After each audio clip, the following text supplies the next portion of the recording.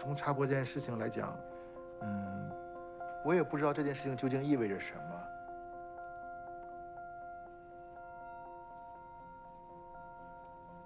我们付出那么多代价，有些人死，有些人进监狱，从此改变了他的生活，改变了他的命运，其中包括我。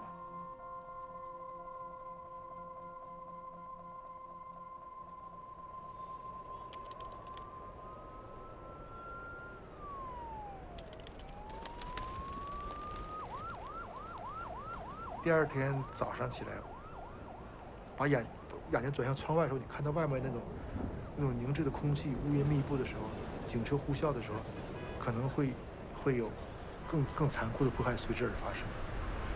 师傅，能不能再往前开一开呀？查封路了，没法再往前开。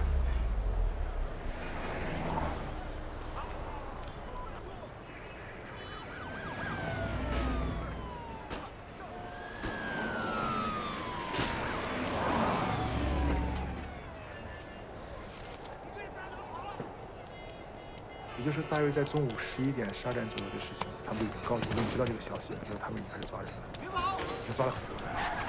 我觉得这些人可能都是无辜的人。中国政治法治一直是这样的，他宁可错杀1000，不可放过一个。哪去了？就又逮着了。是，肯定一个跑不了，都给他抓了。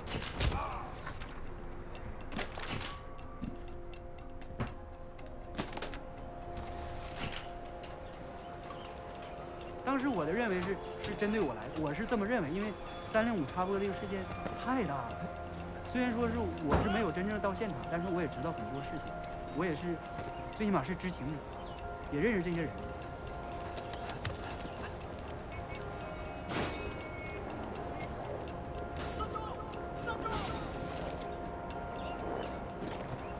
当时的警察是疯狂的抓我，甚至呢把我家的窗户撬开，他们钻到我家里，就为了抓捕我。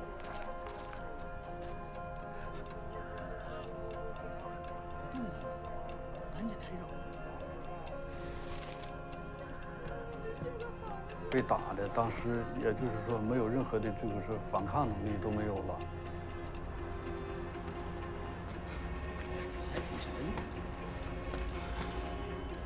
然后拖的过程中呢，他们就像拖死人一样。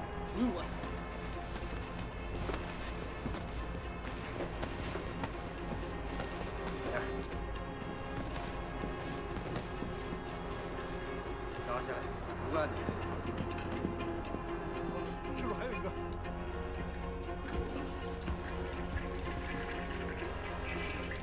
说不说你？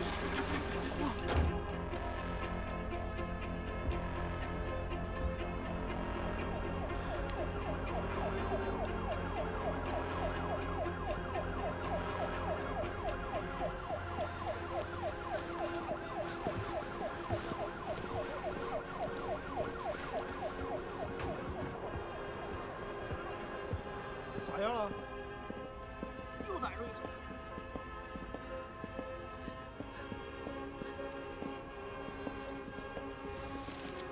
这都有人吗？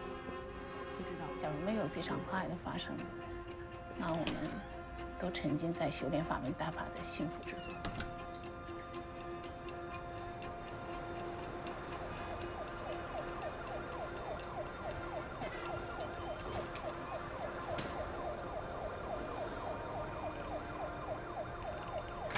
那时候拼了命的跑，那时候我就想，千万不能被他抓。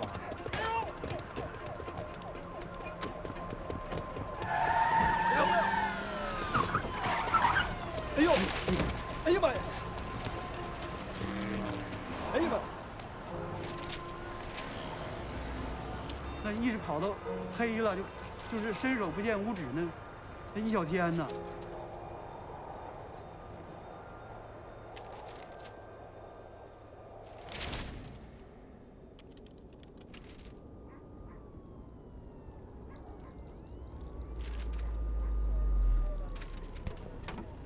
中国一代的人得到了非常深刻的教育。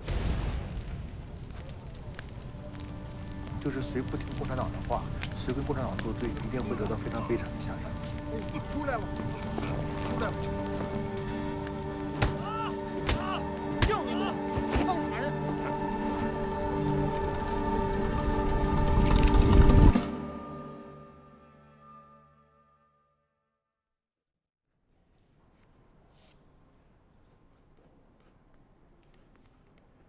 ？Hey, Daxiong.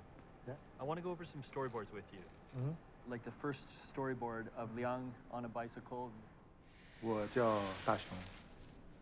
I know， 这个名字对于外国人来讲发音有点 pronunciation is not good。大雄、大松、Daxiong， 对啊。If you've read the Star Wars series from Dark Horse, Justice League of America, you've seen his work. He is one of the top comic artists to ever come out of China, and now he's here with us, and it's really awesome to welcome out Daxiong. 我出生成长在长春，是一个东北的中型城市吧，大型城市应该。我的成长记忆中，我看连环画。中国这种连环画传统这个文艺形式呢，它不是 superhero， 但是它是一种表达一种中国人那种这个仁义道德这种精神。你比方说，人要讲江湖义气啊，人要懂得这个孝敬父母啊，人要忠君爱国呀。那个时候也就让我爱上了绘画，经常会画一些我印象中的传统的中国历史上的英雄人物。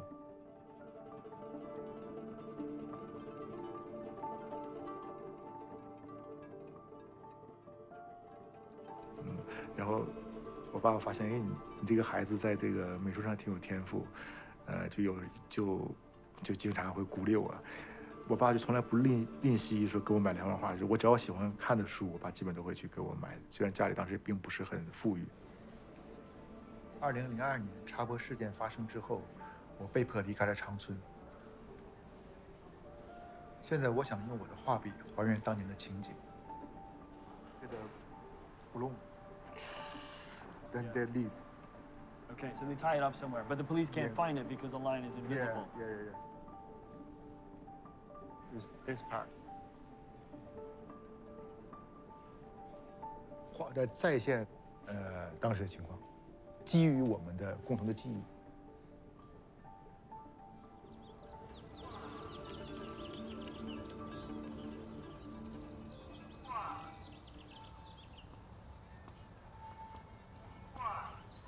1996年我当时是21岁，接触法轮功。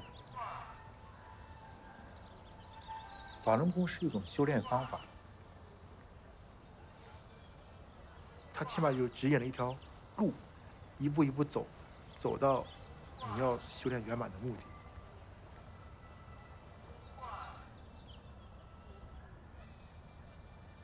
法轮功讲的其实很简单，它是一种，应该说就是社会上一种修心向善的，不断要求你提升自己道德的，因为你只有道德提升了，你才能有更好的身体和更好的精神状态。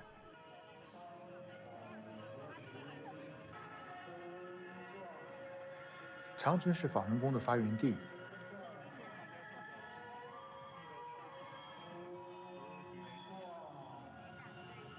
每隔一个街区就会有100-200人的练功场。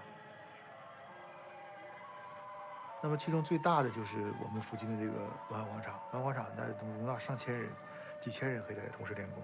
如果我们起来的稍微早一点，我就会去大的文化广场去练功，因为那时候人多嘛。我们就是想要追求一种人生真正的意义和想往思想境界。那么对于这么一个一言堂的这么一个执政党来讲，他肯定不会希望一人床铺，身边有他人酣睡。他肯定不希望身边有一个这么大一个团体，不在自己眼皮底下。1999年720的时候呢，就是政府下通知说是不赞成修炼法轮共产党员修炼法轮功。各位观众，近日，中华人民共和国民政部作出关于取缔法轮大法研究会的决定。这是一场严肃的思想政治斗争，要做一个彻底的唯物论者，牢固树立正确的世界观、人生观、价值观。In China, the ongoing everyday struggle between the communist government and the spiritual movement Falun Gong. Falun Gong's sin appears to be popularity with millions of people, and it clearly frightens the government. 竭力发展全国性组织机构，争夺群众，甚至打入我们一些党政机关和要害部门。Privately, Chinese diplomats say crushing Falun Gong has become an all-consuming issue for President Jiang Zemin. Thousands arrested, tortured, more than 100 allegedly killed in police custody. 很残酷的伤害。中国政府惩处法轮功，维护中国人安宁幸福的生活。我不喜欢看那个中央电视台对这个各种各样谎言的节目，就没有别的内容，只有骂法轮功的内容。对于这种利用邪教摧残生命、危害社会的组织，世界上任何一个负责任的政府都不能放任不管。我们要发出一种声音，就是说法轮功没有被打倒。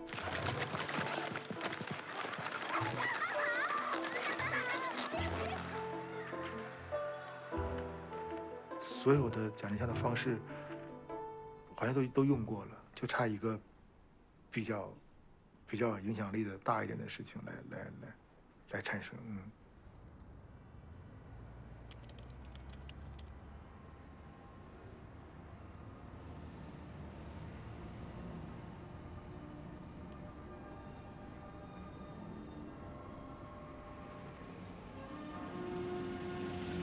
各位观众。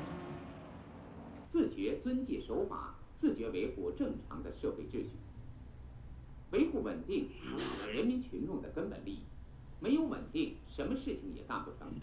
我们要自觉维护安定团结的大好局面，确保改革开放和社会主义现代化建设向前推进。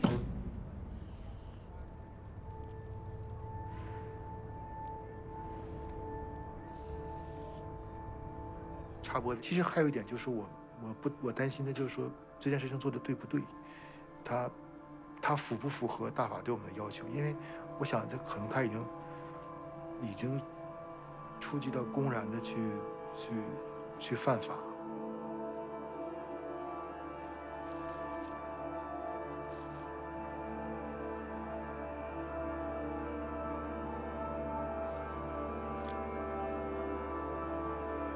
한국에서 발생할 수 있는 것에 정말 말할 수 없이 가슴이 찢어진 것 같습니다. 이것은 그 아들이 감옥에서 이렇게 고생하고 있는 것.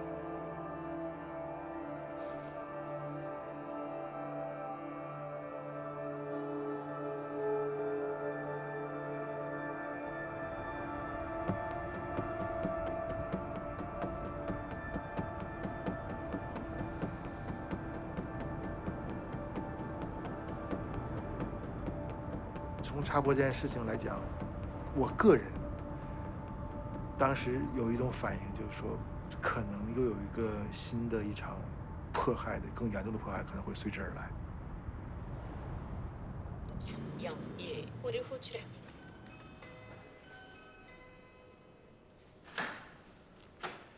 Hello，你好，我是大雄。你是？哦，你好，你好，你好。金学哲是吧？啊，是，你好，你好。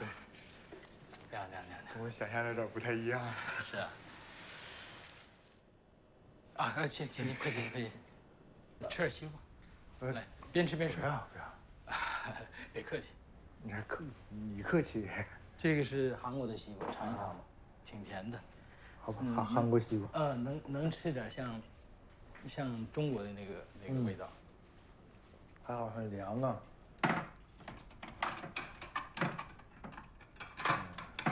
我采访一些周边的学员，越来越自动到你这里了，因为你这是越来越最近核心成员。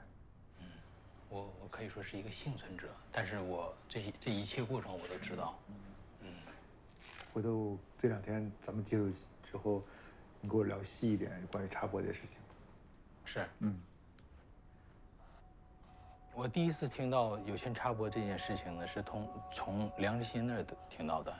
我们是在一家肯德基店，在那儿呢见面了。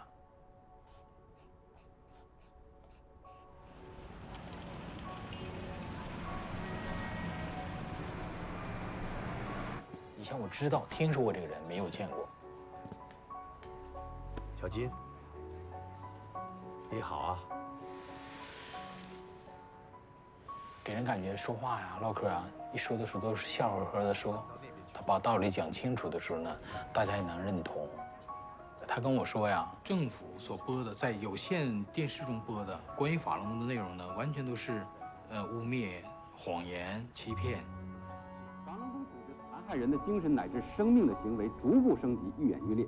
那老百姓会非常的惧怕和憎恨法轮功，在愚弄老百姓，然后为他们迫害法轮功呢找借口。有光盘呢制作出来了，就人像的分析，老百姓呢看了分析，老百姓也能听明白，原来是假的。有很多法轮功学员自发组成的那个正式法的小组。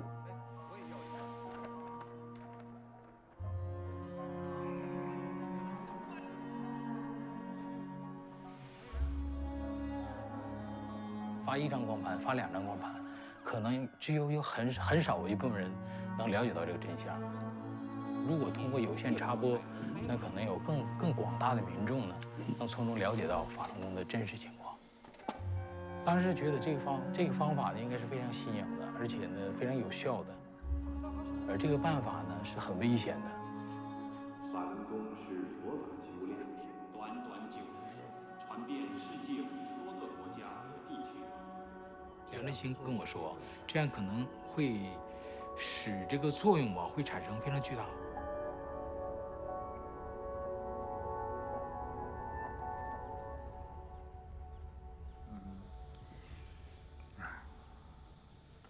能让我再次回忆起学法如初的那个场面。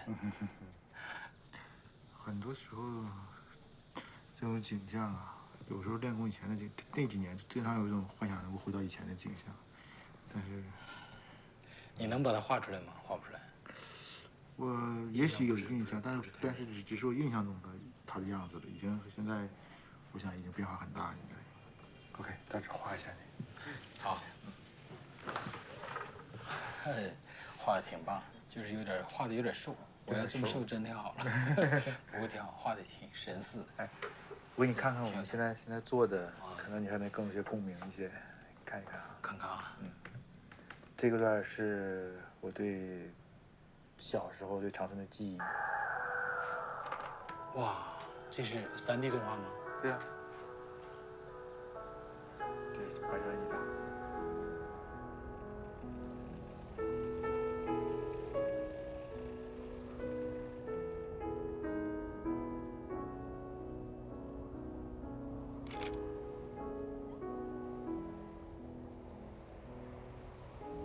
太棒了！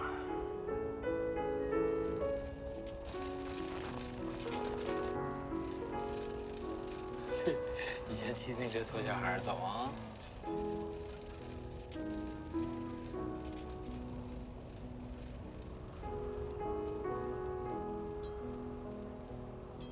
长春的雪景。啊，那是52路。52路有轨电车。对，这个印象最深了，是吧？儿童时代的时候。最早你们家就在那儿住？对啊。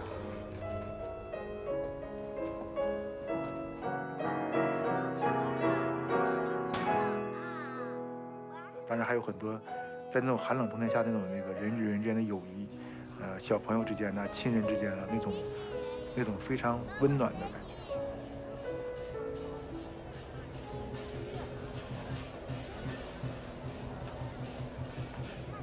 像小孩的，我觉得长春就是一个小孩子看的一本童话书。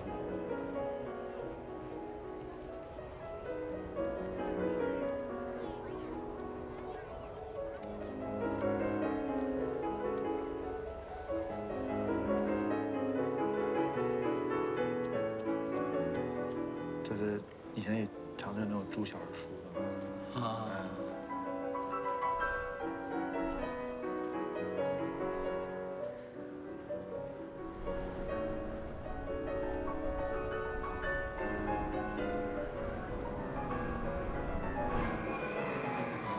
时的那个岳飞呀什么的。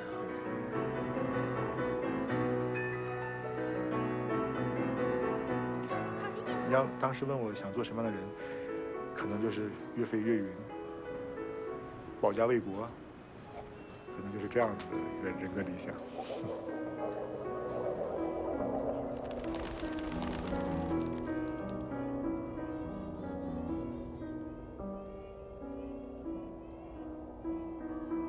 你看那个白花瘦像眼睛一样，真是太形象。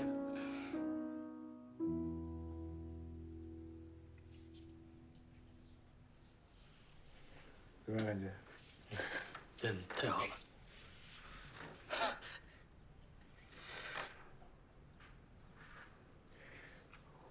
又回去当时的样子是吧？嗯，当然。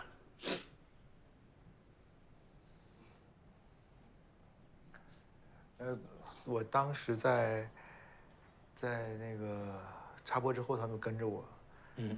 我现在严格意义上来讲，已经是在他们的在案的人了，所以说我觉得也是我们该离开的时候了。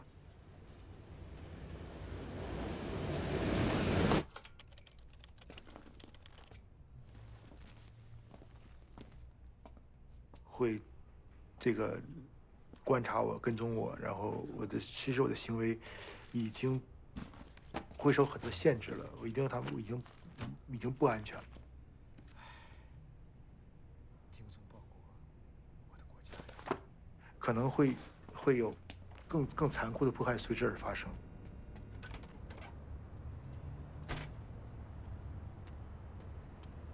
我不知道那时候什么时候回来，我也不知道长春市会有什么样的危险，我也不知道会有多少人被抓，因此受牵连。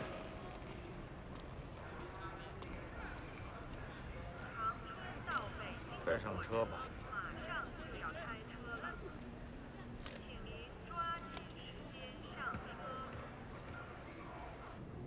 对插播这件事情，我也有误解。像我们很多人都被迫离开长春啊，都被抓啊。是这样。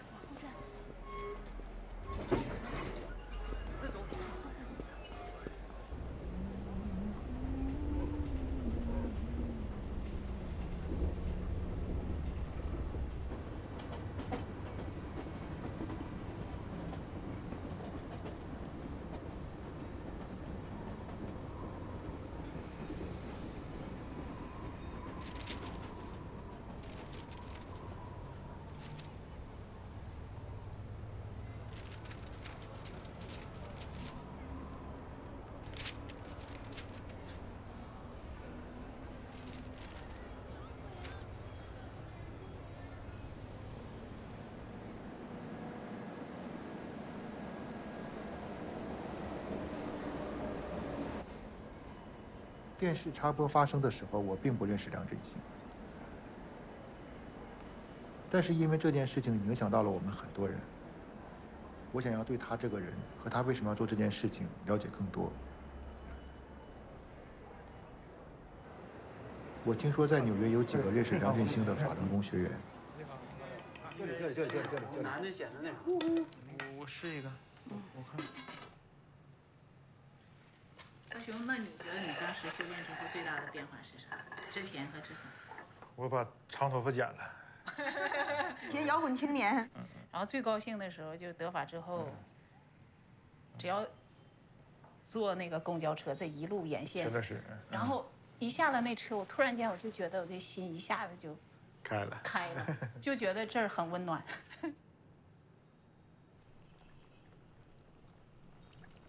因为梁振兴呢，我知道呢，他是长春市那个辅导员比较早的一个辅导员了，有一套房子，然后他就提供给大家作为小住。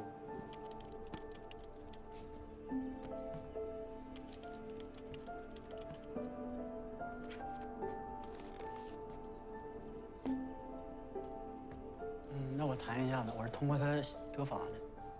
他，因为他一看我也是刚从学校出来，他一看，因为那个时候我得需要引导。作为一个练功人，就转法轮那个书上要求是有一个是打不还手，骂不还口。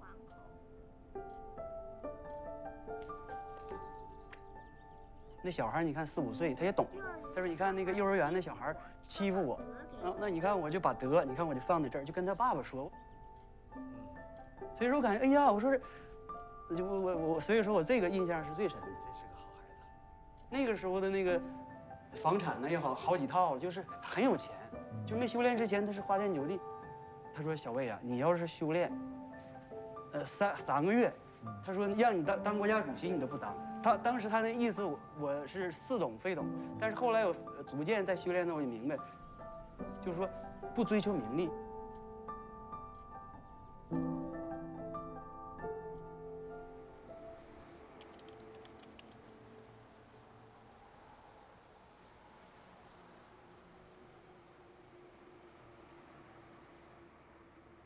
广大群众庄严地在近200米的长卷上签下了自己的名字，他们纷纷表示，法轮功邪教组织危害国家、危害社会，给无数家庭和个人带来了悲剧性的灾难。中国政府依法取缔法轮功邪教组织，顺应民意，我们坚决拥护。在99年72年之后啊，梁振兴的他的头脑呢，他是就是说比较就是活吧哈。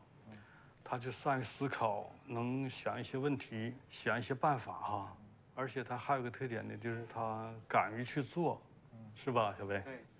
对，我第一次见他就是，我当时我记得我看梁振兴他们拿那大氢气筒，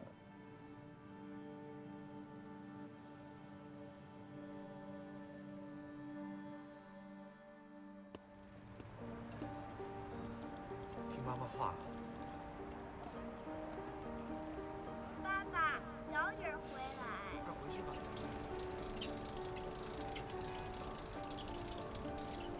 放哪去？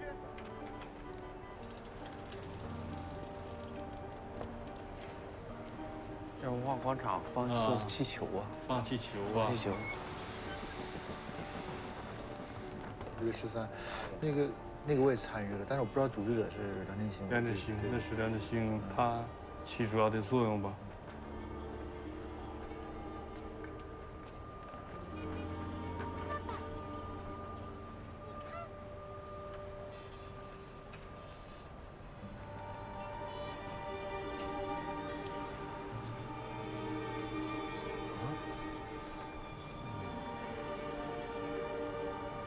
气球那件事情呢，也是影响轰动也是很大的。快把气球捅破！哎呀妈呀！哎呀妈呀！好！看怎么回事？大法好。我听说还有一个主要的参与者，外号叫大卡车的。刘成军是很魁梧的这么一个小伙子，眼睛很大。很有神。当时工作是在长春市农安县的一个粮站的保管员吧？都管叫大卡车嘛。啊，是。梁振兴啊，刘成军呐，在记录迫害啊、讲真相这些方面呢，也都做了很多的事情。他们2个呢，就是合作起来呢，哈，就是说比较这是个默契吧，哈。法轮大法是正法。媒体造谣欺骗群众，法轮大法是正法，媒体造谣欺骗群众。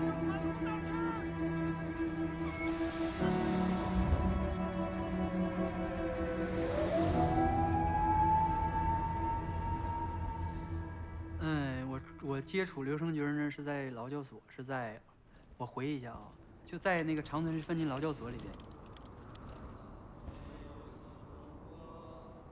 他为什么关我们呢？因为我们抗议就是这种非法的关押和迫害。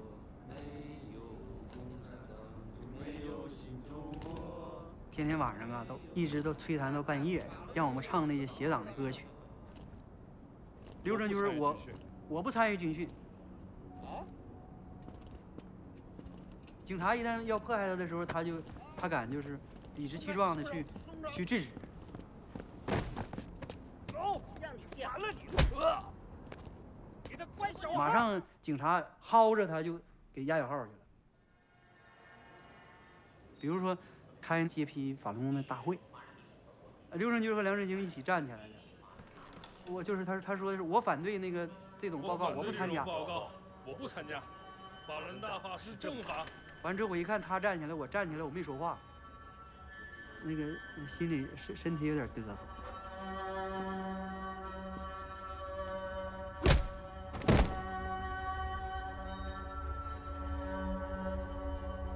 一出现什么事情，我这心里就有那段被迫害的那个阴影，恐惧的阴影。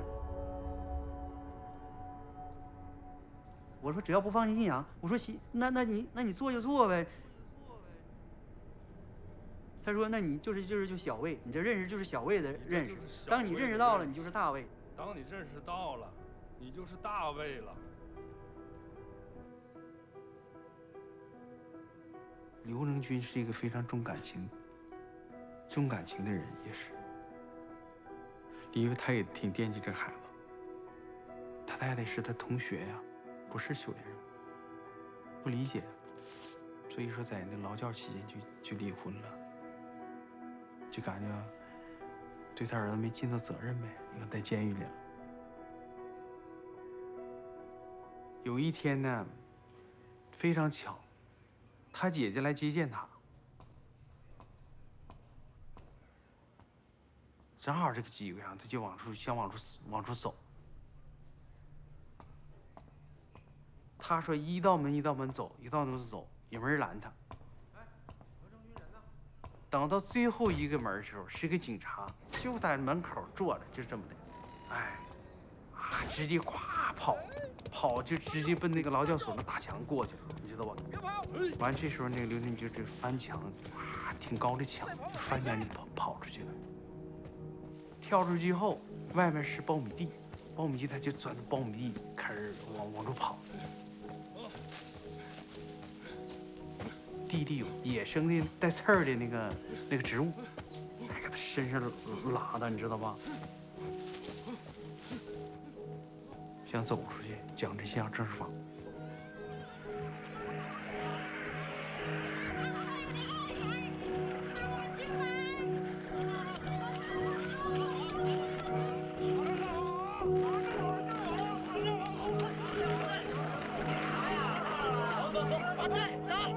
A human rights group said Monday that 3 followers of China's banned Falun Gong movement died in police custody earlier this month, the latest in a series of deaths.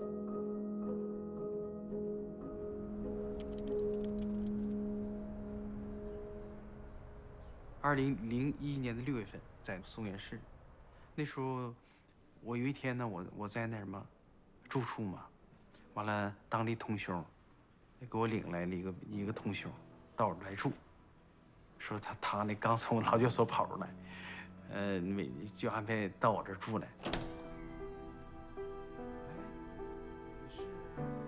这个人就是刘成军。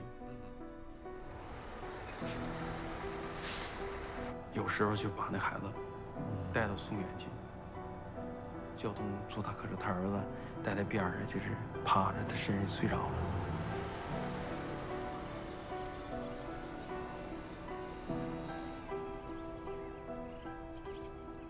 有一些学员呢就觉得，对这个民众啊正常看电视啊是一种干扰呢。但是我觉得不同意见当时也很正常，对呀，就是包括想。你这件事情有多大风险？因为你是干涉电视台正常的那个运行啊，你是触犯有法律规，是犯法行为啊。有一位呢当时也找到了我，就是想让我呢找那个梁振兴的，然后反正意思呢也是很有劝阻，然后呢我就跟梁振兴我们就联系上了。一旦这件事情没做成功，将面临的迫害肯定是要更严重的。那他也是听到一些的，没有动摇梁振兴这个信心。他认为这样的话，很多人都能在这个很短时间内呀，就能更直观地了解到法轮功的真相。当时我听梁振兴的介绍呢，我就觉得这事情是非常可行的。这个时候来谈什么法律什么这个。就没有意义了。这个时候真相就是最可贵的了。我们在做插播这件事情的时候，我们唯一的诉求就是要通过一种方式讲述一种真相。任其迫害，大家谁也不说话。他杀人放火了。那你是人吗？ In China today, the government says it's destroyed more than1 million books and posters belonging to the spiritual movement called Falun Gong. 迫害这段记忆，我觉得这是我一生中最难忘的一段记忆。然后我爸说，就是说你，就求你一件事情，不要去这个出去了，你拧不过他们的。有一天回家的时候，我一翻我书架，我法轮功的书没了。 然后我就过去找我爸去了。我说：“爸，我那个法轮功书呢？”我爸就是没瞅我，就是说烧了。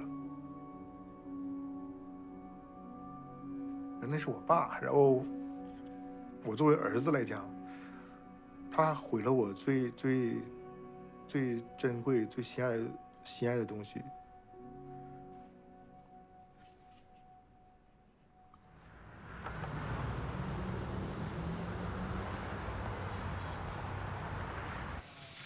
他也是艺术学院毕业，他是师范的。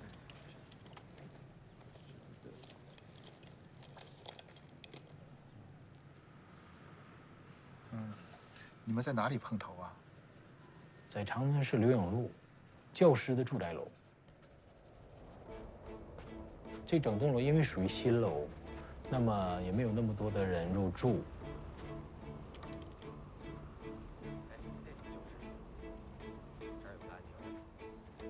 大家呢是在这个楼的南部，就比较隐蔽的地方引出了一根线，这根线呢接了一个电钮。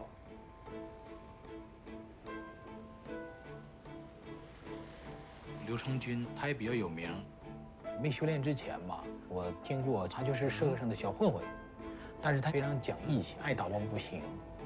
梁哥来了，快进来。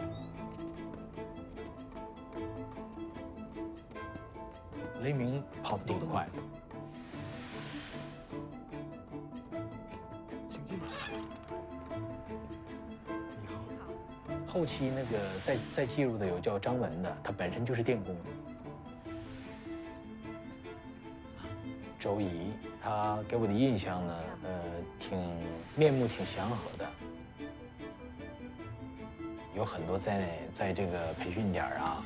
就是流离失所，在这里住的参与者的，都能吃上他做的非常好的饭呐。你们怎么准备的呀？你首先得会爬杆。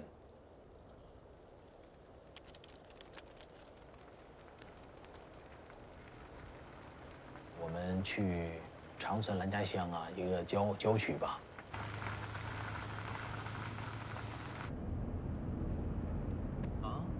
哎，前面就是了，你看。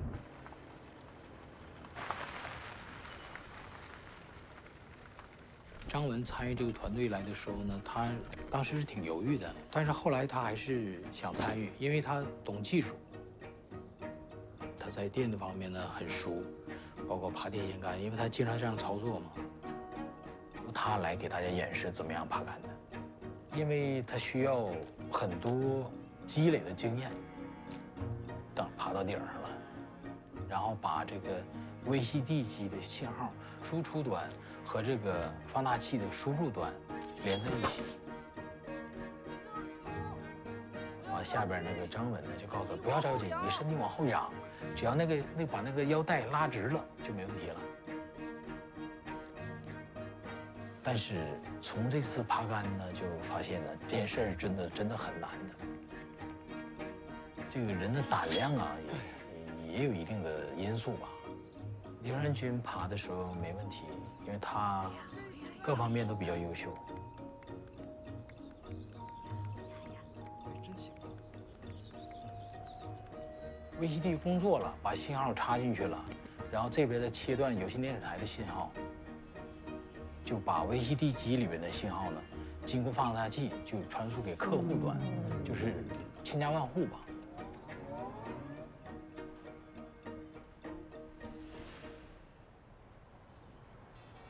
我记得我们去选择这个位置的时候呢，也是在2002年的2月中旬，应该是。首先呢，它必须得是主干线。这个有线电视台输出的总干线呢，是在院里啊，没有办法上人，这是不可能的。那么它分出了2支，一个是南半部，一个是北半部。从有线电视台开始，捋着南半部的线，往南部走，就选择合适的位置。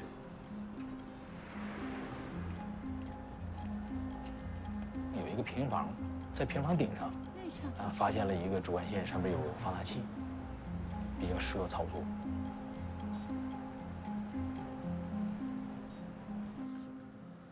是这样子吧？那个北半部呢，后来呢是张文他们几个去审线，当时商量的是在剪线的前一刻，要事先要联系好。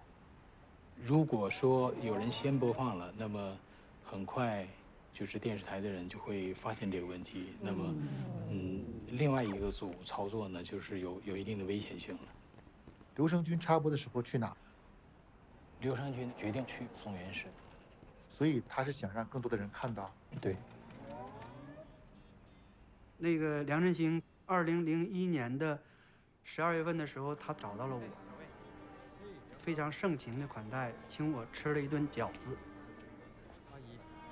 当时呢，那个正好他的妻子和小孩，还有他的岳母岳父都在。爸爸给你吃。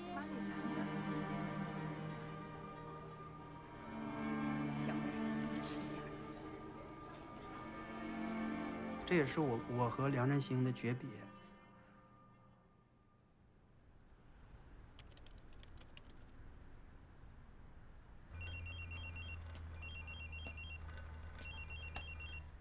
有电话来传呼嘛，然后我到楼下，就离开我住处很远的一个地方的公共电话。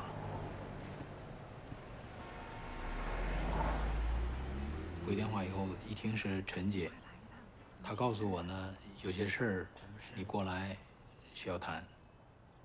然后我问什么事儿，她说见面再说。到培训点以后，看到里面的人呢，表情挺沉重的。陈姐开门以后就跟我说，老梁出事儿了。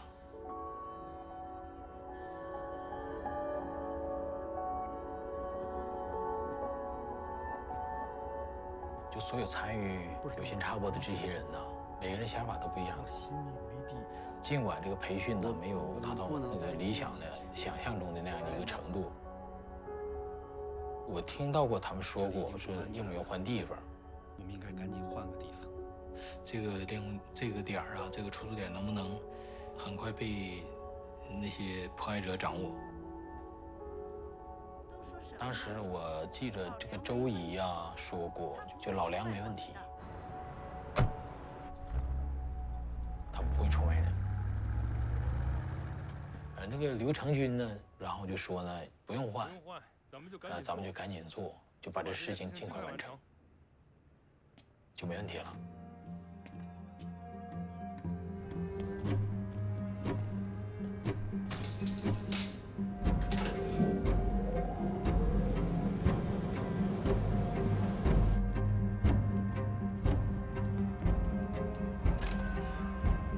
快走，别磨蹭，走。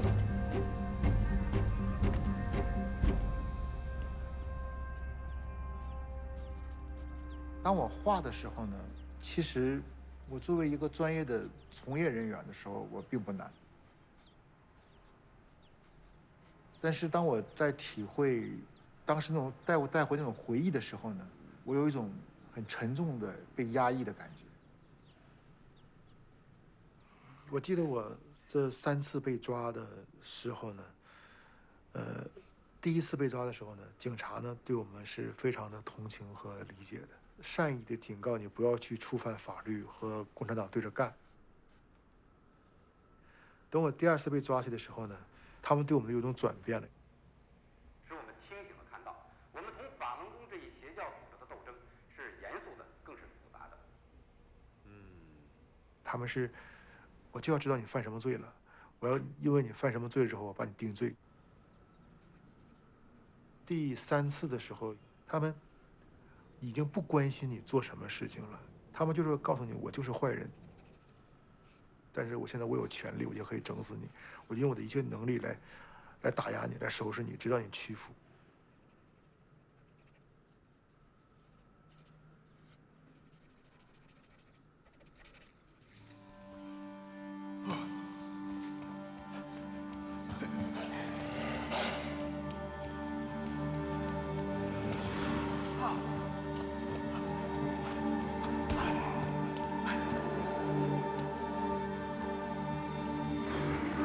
法轮功是被迫害这件事情，在中国人发生了很大的分化，使这些人的，使这些人的灵魂都发生了很大的转变。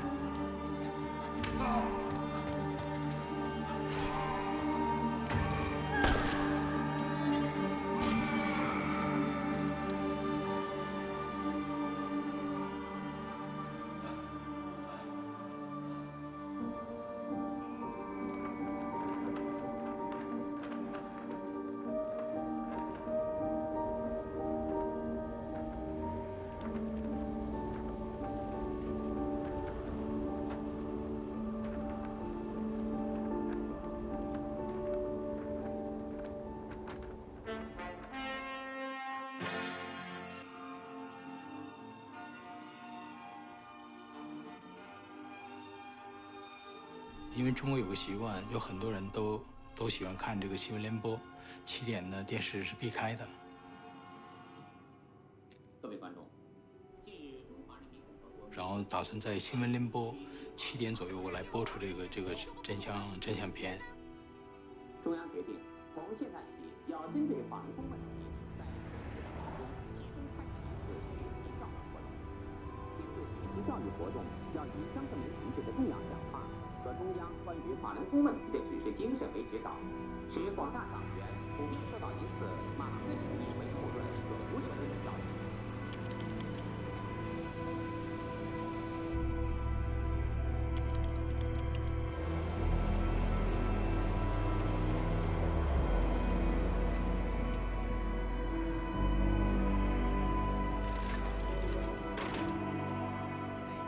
来了，里边请。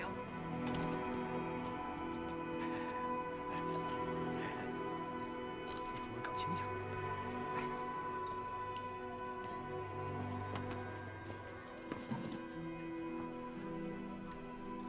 谢谢。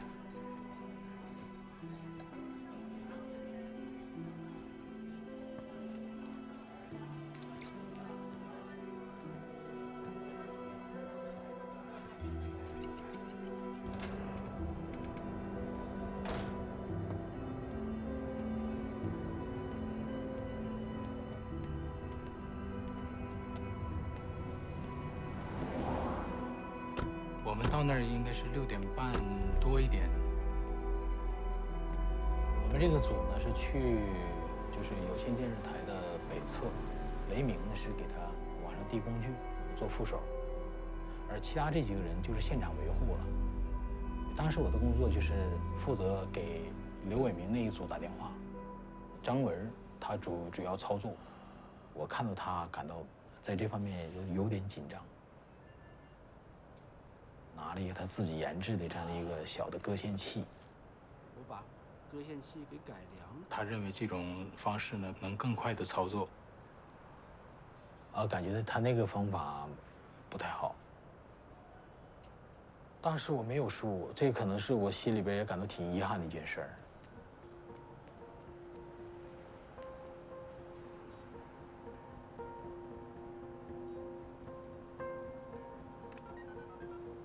我们当时出发的时候是已经商量过，是必须是同步插播、同步播放。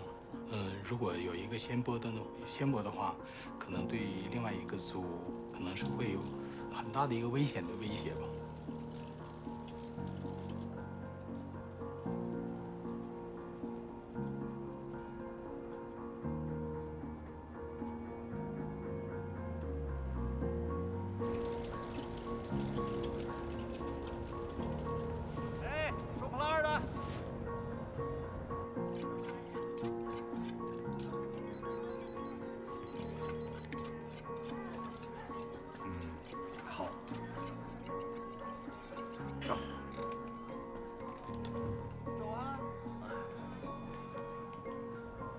稍微等了一会儿，天稍有点暗下来了，然后才开始操作的。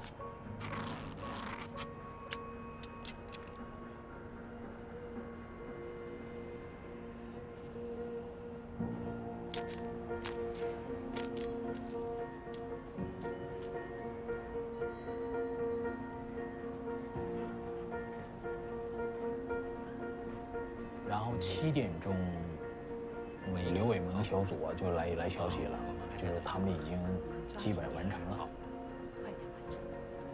然后呢，我到下面问张文，就这个进展程度怎么样？他说现在还差一点儿。马上就。然后这时间上吧有一个差别。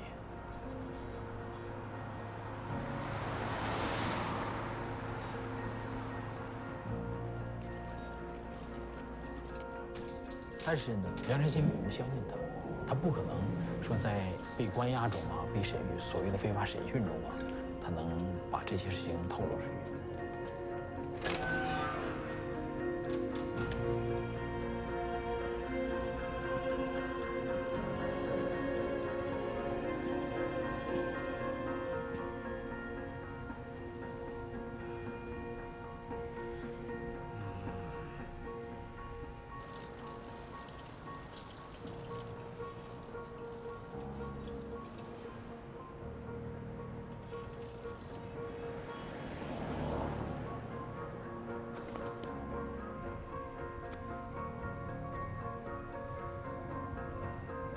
增强党组织的凝聚力和战斗力。这次学习教育活动分为学习提高、教育讲话和武力上学。之后我们这个小组呢，可能拖了大约能有20分钟、30分钟吧。自觉遵纪守法，自觉维护正常的社会秩序，维护稳定，符合人民群众的生活。维护稳定，这是世俗大道。我们要自觉维护安定团结的大局面，确保改革开放和社会主义现代化建设向前推进。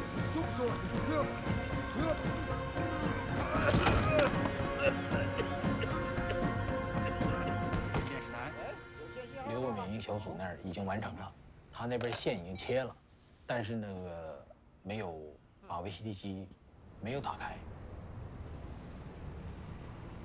这样的话，没有打开的时候，南半部呢可能会出现有线电视的这个信号中断的现象。由于这个差别呢，出现了电视台的人员呢进行巡查。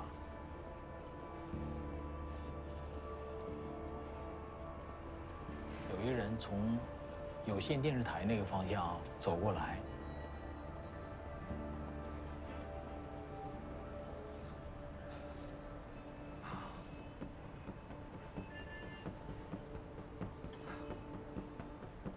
这时候陈艳梅就马上跑到我这地方说：“我说你赶紧跟着他，那个人他在打电话，他那电话幽蓝色的那个灯光啊，映着他那半张脸很清晰。”然后我们呢，到电线杆跟前啊，就问这个张文怎么样，然后他说马上就行了。这时候我马上给刘伟明那个小组打电话，告诉他可以了。然后2个地方同时把开关打开了。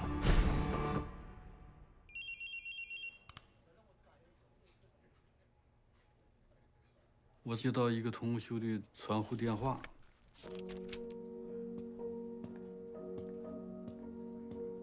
我就去那个食品杂货店呢，去用他的公用电话。当我进到这个食杂店里边之后，就目睹了插播的从电视上播出的这些画面。法轮功是佛法修炼，短短9年，传遍世界50多个国家和地区，上亿人快切了，快切了，快切了！我的老板突然跟我说，我还有那个法轮功大法红传世界呀，就是各种全世界弘扬法轮功的画面都来了。就说哎呀，法轮功这厉害呀！静心想一想，我们都明白，选择按照真善人提高道德境界，提高身体素质，这是对个人、家庭、社会都是有百益而无一害的光明正路、向善之路。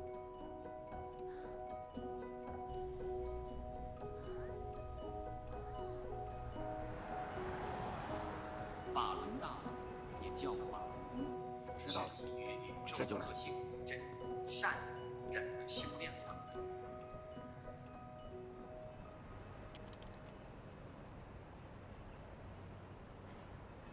刘正军当时吧，到松原电视台，当时就是以电工的名义修理名义进去的。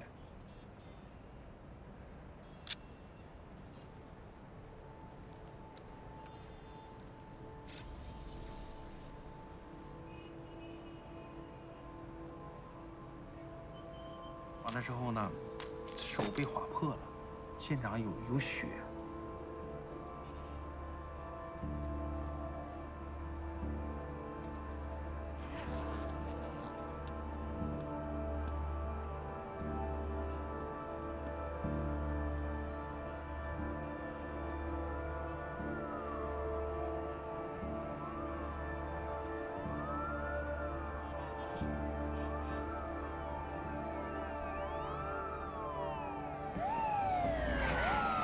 是我在看张文和雷鸣呢，他俩已经下来了，也准备开始跑了。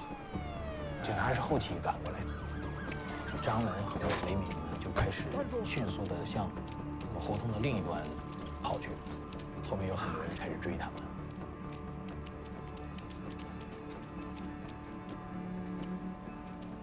哎，那个场面挺紧张，而且心里挺怕的，心砰砰砰直蹦。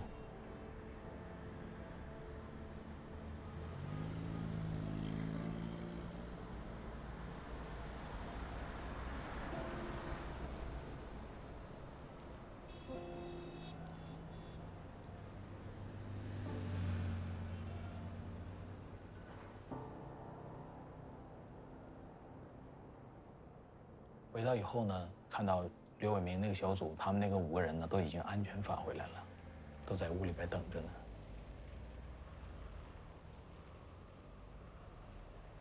讲给他们说，这边已经有人发现了。大概10多分钟以后吧，张文赶回来了。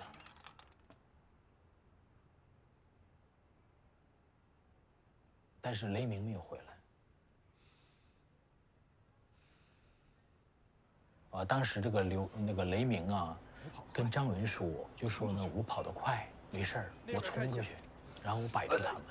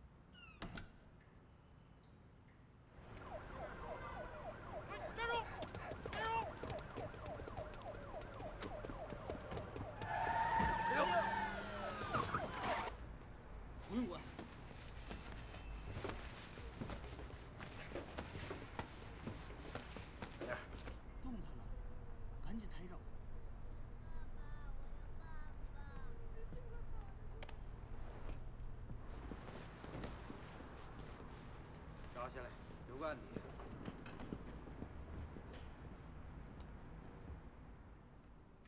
全程戒严呢，就是那个便衣警察在街上就找1米8大个的人，示范男同修，你不开门，你把手伸出来。后来呢，他躲在了那个他的一个亲属家，他姨家。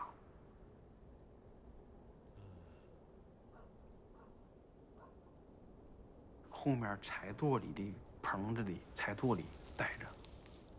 他有个手机嘛，手机并没开机，完了，但是他用这个手机告诉同发同修说的那个赶快走。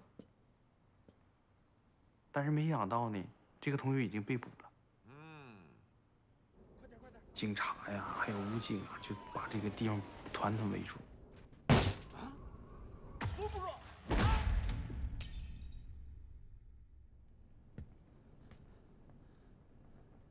后来就又拿他那个他表弟的奶奶还是姥姥，都80多岁呀。后来表弟没办法，就把这个信息就透露出来了。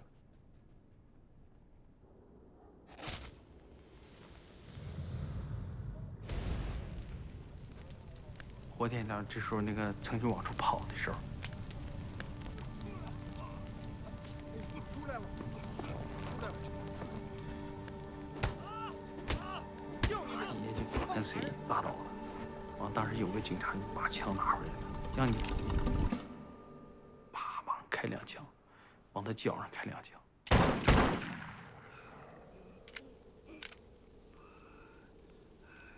哎。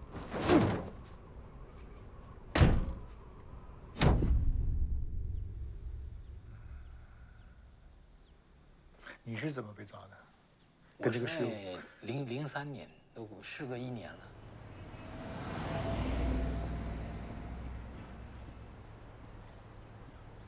我去见这个同修，然后就是走进了他们的包围圈。他们在大马路上把我抓起来的，然后被这些警察5、6个警察摁在马路上。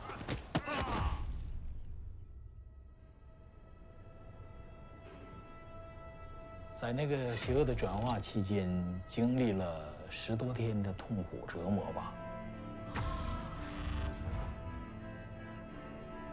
我承受不住，写了那个所谓的转化书，是在压力下违心写的。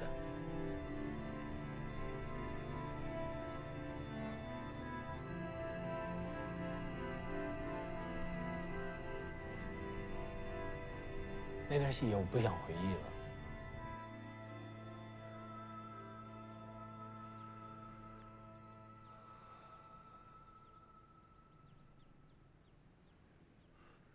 然后你再遇到梁振兴是什么情况呢？其实我第一次再见到他呢，是在四平监狱。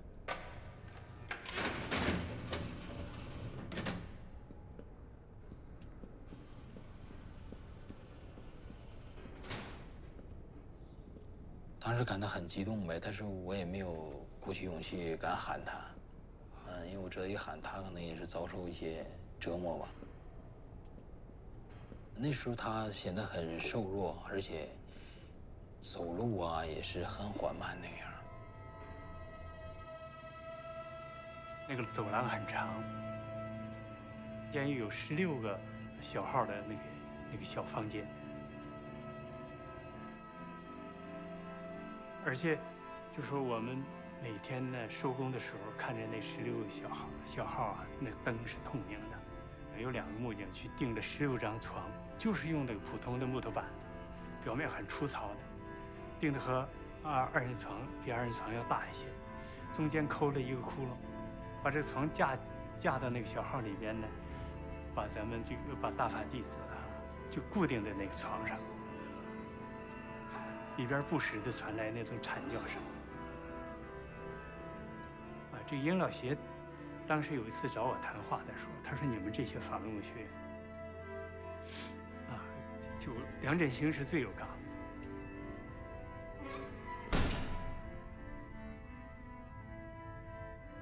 把地上泼上水，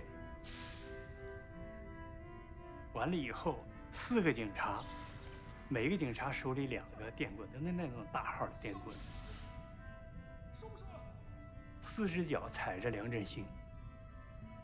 这8根电棍同时杵在梁振兴的身上，一直到没电拉倒。梁振兴从来不吭一声。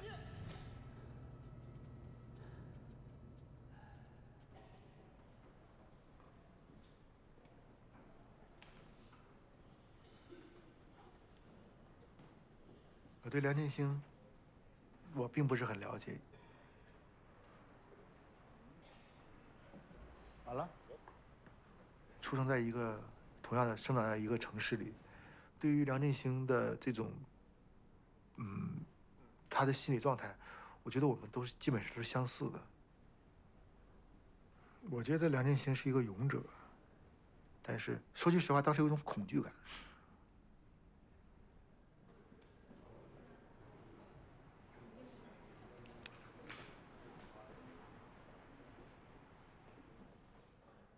我在那03年8月1号，我被那个抓捕到那个吉林监狱。我一进屋宿舍，我一看，是双层铺，那个铺上刘振军在那铺上坐着。刘振军见着我，一看是我，就轻轻的晃晃头。哎呀，我就感觉那个环境氛围就不一样。严格规定，不让咱们大法弟子之间出言说话。专门有看着我们的。当天晚上吃饭的时候，刘振军让那个犯人递过点吃的。然后事情慢慢的环境呢，也就慢慢有所变化，所以这犯人头就说：“你俩一起吃饭吧。”完了之后呢，就有这个条件能沟通一些事情。后来呢，程军跟我说：“不想在这里待，我绝不能在这里待。18年、19年，就要往出闯。他有一些想法。看病的时候，我借这个机会闯出去。我借着机会闯出去。我开始往出绝食，往出走。在很大的压力下，我写了那些所谓的那些转化书，然后之后，他们那些警察以为我思想上真的就发生那种邪物的那种转变，完了，然后让我去转化梁振兴，他没让我去转化其他人，他说因为你都是305的成员，那你就说说他吧，让他也转化。当时我表示拒绝，但是硬给我塞到那儿，然后他当时呢是坐在那种靠背椅上，然后他的手啊。还有身体呢，都是被那个布啊所捆绑着。我可以画一下这个场景。可以。完了，拿这个，这就可以。梁振兴当时是短头发是吧？没有头发，就是剃了。他本身头发吧，在监狱里，然后他非常的虚弱，也没有那么大的力气。这下面一直腿上也是绑着是吧？对。腿是什么样子的？腿是。带脚镣，你说是不是？带着脚镣，然后在脚镣和腿之间，有那种磨出厚的那种血痂。就是你好久没有见到他，他认出你来了吗？认出我来了。他刚开始我进那个屋的时候，他睁着眼睛看着我，他冲我默默的点了点头。就是说，算是跟我打招呼了。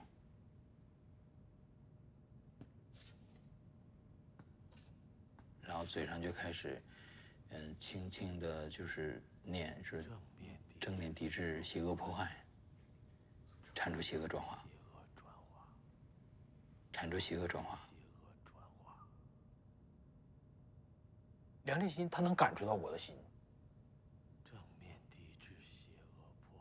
他看着我，他知道我，他默默地望着我，我也默默望着他。我看着他，看着他的脚，他的脚带着很沉重的那个脚镣，他的脚，他的腿都是伤疤。我摸着他的脚，我说梁大哥，你辛苦了。当时我就流泪了。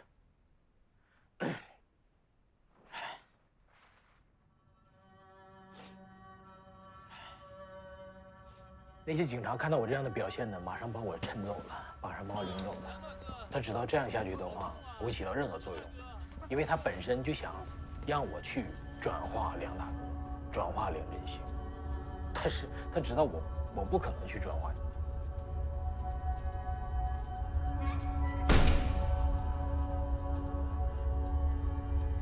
10天，他是第一水没沾，一粒饭也没吃。监狱那个犯人头头，那网上汇报啊，说刘正军重病了，警察来了，来了之后呢，就是赶快送医院吧。我和另一个犯人，我俩一起背着刘正军往那个监狱医院走。完了，我就跟程军说：“我说程军，你知道你在做什么？”程军是给我挥一下手，意思我都明白，我啥都知道，他非常庆幸。就是程军跟我说的，哎呀，刘丽跟我说，就说，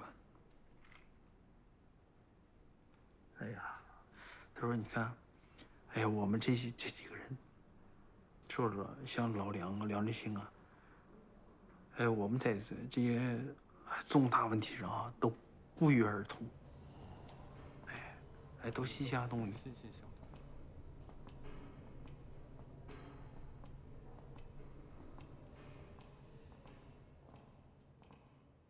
他姐姐在铁路医院看到他了，刘正军呢，搁他姐姐背，大觉不畏苦，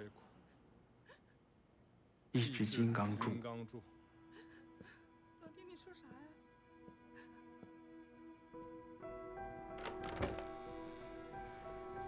？12末有一天，看我们2个犯人头在屋里收拾刘正军的东西物品。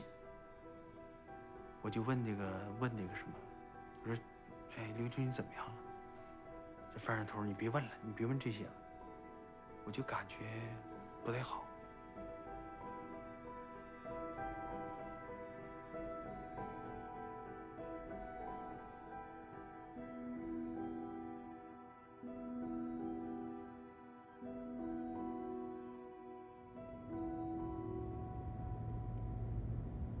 我记得他那个时候他在劳教所的时候，他唱了，就是教我们唱一首歌，就是叫《男儿当自强》。无论怎么样，无论在艰难的时候和困苦的时候，作为男人要自强。他就是说非常对我们的鼓励很大，所以说我们一直在坚定信仰吧。现在你也开大车了？是。有的时候我自己默默的时候，有的时候心里很沉痛，我就觉得，毕竟我现在还在自由的国家，所以说我希望就为他们发声，我就希望我能继续去做他们没有完成的事情，我会付出更多。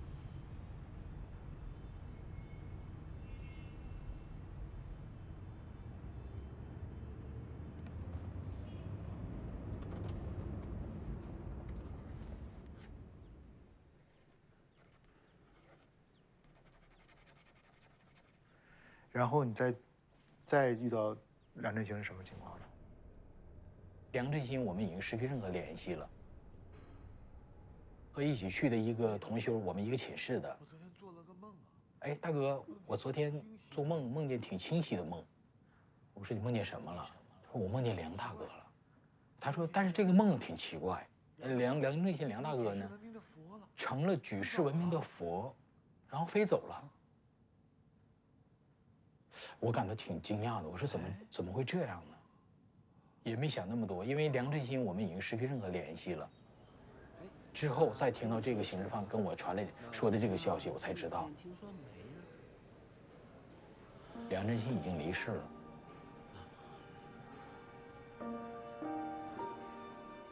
小金，你好啊。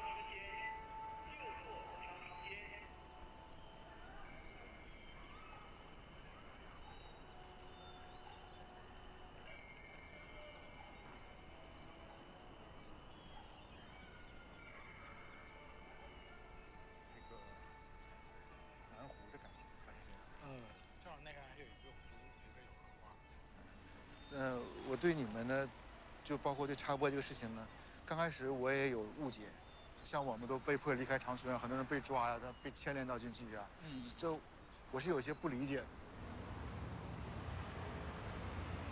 你知道那个时候我们是年轻人，这10几年过去了，现在我也有孩子了，我们就是，当我对孩子进行去爱的教育的时候，我要传达爱的时候，我从来没想过中国我小时候的爱，居然都是用恨来表达的。爱国，你就恨别人，恨美国，恨日本，恨法轮功。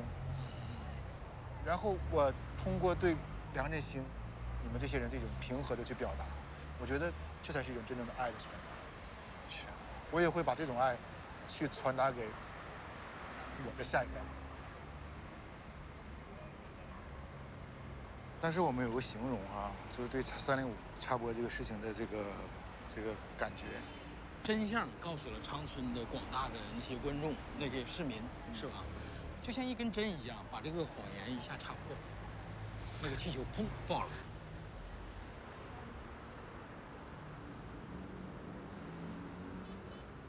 梁振兴这些人，在我创作他们的故事的时候，我觉得就感觉到他们的有一种仁义礼智信的这种传统文化的美德在他们心里，就是才会让他们去忘记小我，去成就这个民族的未来。当我回头再一想的时候，他们就是我早期连环画里的英雄人物。